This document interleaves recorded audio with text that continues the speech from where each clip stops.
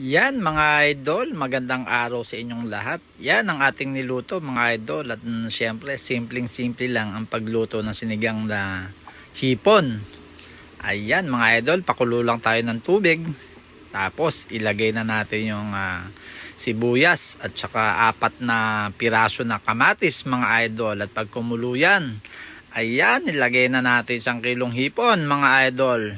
Tawag nila dyan pasayan, pero ako kasi nakagisnan ko hipon. Dito ko lang siya narinig na pasayan, yung mga parting may mga tabing dagat. Yan mga idol, malapit na siya, pang alis ng hangover mga idol.